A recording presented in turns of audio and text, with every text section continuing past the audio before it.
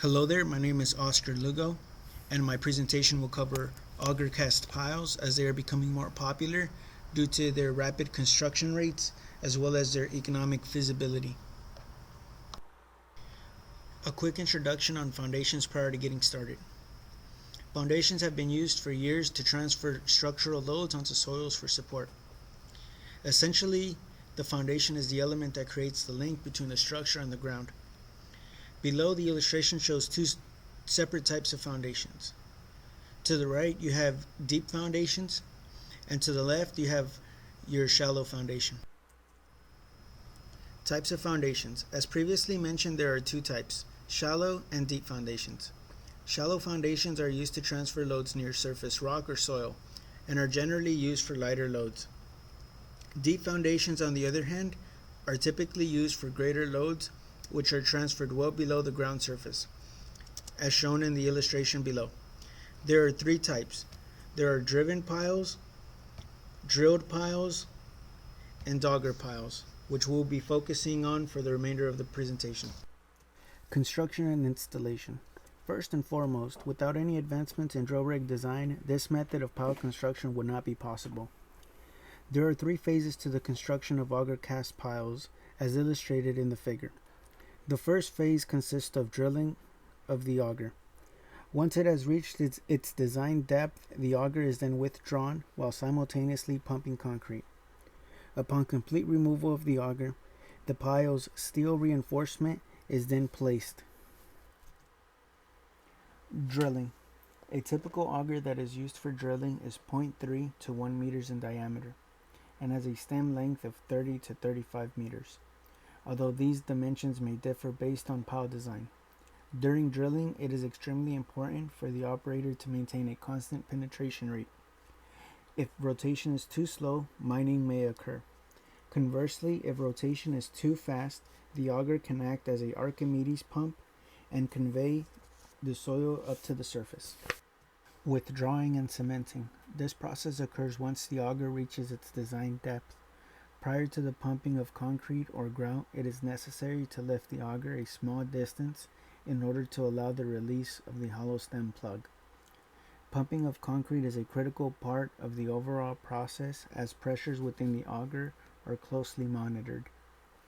It is important that the rate at which concrete is being pumped is enough to fill the voids of the auger as it is withdrawn. Pulling the auger too fast while pumping can result in the formation of gaps within the pile, which will allow for the soil to collapse inward and form a neck within the pile rather than a continuous structural section, as desired, which would compromise the integrity of the pile. Steel reinforcement. After the auger is removed, the steel reinforcement is immediately placed onto the concrete without allowing any settling to occur in order to improve workability. The two figures below represent a typical reinforced cage. As the cage is being inserted into the pile, it is common practice to use a small vibratory drive head, as this method also gets rid of the entrapped air within the mix. Mechanics of structure. Deep foundations transfer structural loads at great depths below the ground. Two main loads that act on piles include axial and lateral loads. These loads are then transferred onto the soil via in-bearing resistance, side shear resistance, as well as lateral soil resistance. Axial loads. Axial loads are supported through in-bearing and side shear resistance. The total axial resistance can be analyzed using Mayer's equation, which is equal to the in-bearing resistance plus the side shear resistance.